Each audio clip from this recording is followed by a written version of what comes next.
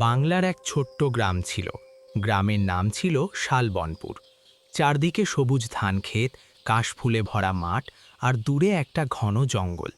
গ্রামের মানুষ সাধারণ ছিল, বেশিরভাগই কৃষিকাজ করে জীবন চালাত। সেই গ্রামে থাকত এক গরিব কৃষক, তার নাম ছিল রহিম। রহিম খুবই ভালো মানুষ ছিল। সে কখনো কারো সাথে খারাপ ব্যবহার করত না, কিন্তু তার জীবন খুব কষ্টে চলত। ছোট্ট একটা কুঁয়েঘর ছিল তার। ঘরের ছাউনি ছিল খড়ের। বৃষ্টি হলে প্রায়ই ছিদ্র দিয়ে পানি পড়ত। রহিমের পরিবারে ছিল তার স্ত্রী হালিমা আর তাদের ছোট ছেলে রাশেদ। তারা খুব গরিব ছিল, কিন্তু মনটা ছিল খুব বড়। প্রতিদিন সকালে রহিম ভোরে উঠে মাঠে কাজ করতে যেত। সারা দিন কষ্ট করে কাজ করার পরও খুব বেশি ফসল পেত না, কারণ তার জমি খুব ছোট ছিল। তবুও রহিম কখনো আল্লাহর কাছে অভিযোগ করত না। গ্রামের অনেক মানুষ তাকে নিয়ে হাসাহাসি করত। একদিন গ্রামের এক লোক বলল, এই রহিম, এত ভালো মানুষ হয়ে কী লাভ? নিজের পেটই তো ঠিকমতো ভরাতে পারিস না। রহিম শুধু হেসে বলল, মানুষকে সাহায্য করলে মনটা ভালো থাকে ভাই। লোকটা আবার হাসতে লাগল, কিন্তু রহিমের মন খারাপ হল না। জমিদারের অত্যাচার। সেই গ্রামের জমিদারের নাম ছিল কামাল চৌধুরী। সে খুব লোভী মানুষ ছিল। গ্রামের গরিব মানুষদের সে সব সময় কষ্ট দিত। একদিন জমিদার মাঠে এসে রহিমকে বলল, এই রহিম, এই মাসের খাজনা দিয়েছিস? রহিম মাথা নিচু করে বলল, মালিক, এবার ফসল ভালো হয়নি, একটু সময় দিন। জমিদার রেগে উঠল, সময়? সব সময় সময় চাইবি? যদি খাজনা না দিতে পারিস তাহলে জমি ছেড়ে দে। রহিম চুপ করে দাঁড়িয়ে থাকল। তার চোখে পানি চলে এলো, কিন্তু সে কিছু বলল না। সেই ভয়ঙ্কর রাত। একদিন সন্ধ্যার পর আকাশে কালো মেঘ জমতে শুরু করল। দূরে বজ্রপাত হচ্ছিল। হঠাৎ ঝড় শুরু হলো।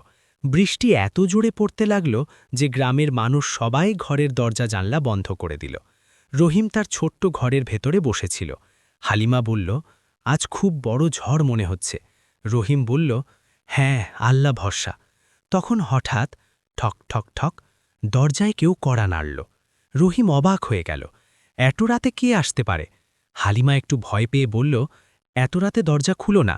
কিন্তু আবার কড়া নাড়া হলো। ঠক ঠক ঠক। রহিম দরজার কাছে গিয়ে জিজ্ঞেস করল, কে? বাইরে থেকে কাঁপা গলায় একটা শব্দ এলো, বাবা, একটু দরজা খুলবে? আমি খুব কষ্টে আছি। রহিম দরজা খুলল। দেখল একজন বৃদ্ধ ভিখারি দাঁড়িয়ে আছে। তার গায়ে ভেজা কাপড়, শরীর কাঁপছে ঠান্ডায়। বৃদ্ধ বলল, বাবা, আজ রাতটা যদি থাকতে দাও। রহিম এক মুহূর্তও দেরি করল না। সে বলল, আসুন দাদা, ভেতরে আসুন। হালিমা একটু অবাক হল, কিন্তু কিছু বলল না। রহিম ভিখারিকে বসতে দিল, তারপর একটা শুকনো কাপড় এনে দিল। হালিমা রান্নাঘর থেকে একটু ভাত আর ডাল এনে দিল। বৃদ্ধ ভিখারি ধীরে ধীরে খাবার খেতে লাগল। তার চোখে যেন কৃতজ্ঞতার জল। সে বলল, তোমরা খুব ভালো মানুষ। রহিম হাসল, আমরা গরিব মানুষ দাদা, কিন্তু যতটুকু আছে ভাগ করে খাই। বৃদ্ধ কিছুক্ষণ চুপ করে থাকল, তারপর রহিমের দিকে তাকিয়ে অদ্ভুতভাবে হাসল। সেই হাসি দেখে মনে হল যেন তার চোখে একটা রহস্য লুকিয়ে আছে। বাইরে তখনও ঝড় চলছে। বজ্রপাতের আলো মাঝে মাঝে ঘরটা আলোকিত করে দিচ্ছিল। সেই রাতে কি ঘটতে চলেছে তা কেউই তখন জানত না। সারা রাত ঝড় আর বৃষ্টি চলল। বজ্রপাতের শব্দে মাঝে মাঝে পুরো গ্রাম কেঁপে উঠছিল। কিন্তু ক্লান্ত রহিম আর তার পরিবার শেষ পর্যন্ত ঘুমিয়ে পড়েছিল। ভোরের দিকে বৃষ্টি ধীরে ধীরে থেমে গেল। পাখির ডাক শুনে রহিমের ঘুম ভাঙল।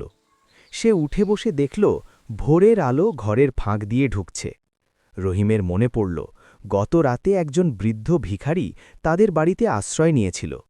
সে দ্রুত চারদিকে তাকাল, কিন্তু অবাক হয়ে দেখল সেই বৃদ্ধ কোথাও নেই। রহিম ভাবল হয়তো ভোরে উঠে চলে গেছে। সে বাইরে বেরিয়ে এলো।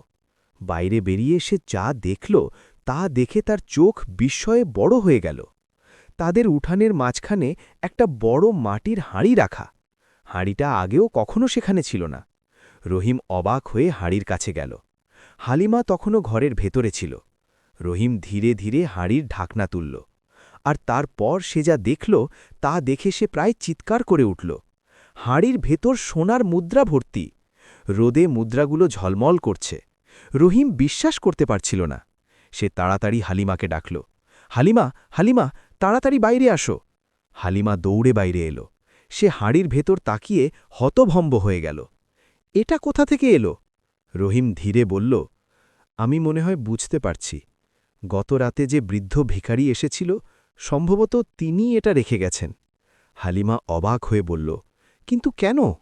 রহিম শান্ত গলায় বলল, হয়তো আমাদের দয়া দেখে। তারা দুজনেই কিছুক্ষণ চুপ করে দাঁড়িয়ে রইল। তাদের মনে আনন্দও ছিল, আবার একটু ভয়ও ছিল। গ্রামের গুজব। সকালের দিকে খবরটা ধীরে ধীরে পুরো গ্রামে ছড়িয়ে পড়ল। গ্রামের মানুষজন রহিমের বাড়ির সামনে জড়ো হতে লাগল। কেউ বলল, এই রহিম তো হঠাৎ ধনী হয়ে গেল। আরেকজন বলল, নিশ্চয়ই কোথাও গুপ্তধন পেয়েছে। কেউ কেউ আবার সন্দেহ করতে লাগল। একজন ফিসফিস করে বলল, আমি শুনেছি রাতে ভূত নাকি তার বাড়িতে এসেছিল। এই কথাটা দ্রুত ছড়িয়ে পড়ল। কিন্তু সবার মধ্যে একজন মানুষ ছিল যার চোখে শুধু লোভ ছিল। সে হল গ্রামের জমিদার কামাল চৌধুরী।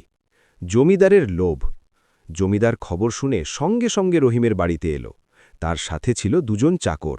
সে হাঁড়ির ভেতর তাকিয়ে সোনার মুদ্রা দেখে চোখ বড় করে ফেলল। তার চোখে তখন শুধু লোভ। সে কড়া গলায় বলল, স্বর্ণের মুদ্রা হাড়ি কোথা থেকে পেয়েছিস রহিম? রহিম ভয় পেয়ে গেল। সে সব ঘটনা খুলে বলল। জমিদার ঠোঁট বাঁকিয়ে হাসল। ভিখারি এসে সোনা দিয়ে গেছে? এসব বাজে গল্প আমাকে শোনাবি না। তারপর সে বলল, এই জমির সব কিছু আমার, তাই এই সোনাও আমার। রহিম কাঁপা গলায় বলল, মালিক, এটা আমাদের উঠানে পাওয়া গেছে। জমিদার রেগে উঠল। চুপ! তারপর সে তার চাকরদের বলল, হাঁড়িটা নিয়ে যাও। রহিম আর হালিমা অসহায়ভাবে তাকিয়ে রইল। চাকররা হাঁড়িটা তুলে জমিদারের গাড়িতে নিয়ে গেল। রহিমের চোখে পানি চলে এলো, কিন্তু সে কিচ্ছু করতে পারল না। অদ্ভুত সতর্কবার্তা। সেই রাতে জমিদার তার বড় বাড়িতে বসে হাঁড়ির সোনা গুনছিল। হঠাৎ বাতাস যেন ঠান্ডা হয়ে গেল। দরজাটা ধীরে ধীরে ককিয়ে খুলে গেল। জমিদার মাথা তুলে তাকাল। দেখল দরজার সামনে দাঁড়িয়ে আছে সেই বৃদ্ধ ভিখারি, কিন্তু এবার তার চোখে অদ্ভুত আলো। বৃদ্ধ ধীরে বলল, এই সোনা তোমার নয়। জমিদার রেগে উঠল, কে তুমি? বৃদ্ধ রহস্যময় হাসি দিল, আমি সেই মানুষ যাকে রহিম আশ্রয় দিয়েছিল। তারপর তার শরীর ধীরে ধীরে বদলাতে লাগল। মুখটা ভয়ঙ্কর হয়ে উঠল, চোখ লাল হয়ে গেল। জমিদারের বুক কেঁপে উঠল। বৃদ্ধ বলল, লোভের শাস্তি খুব ভয়ঙ্কর। তারপর হঠাৎ পুরো ঘর অন্ধকার হয়ে গেল। জমিদার ভয়ে চিৎকার করে উঠল।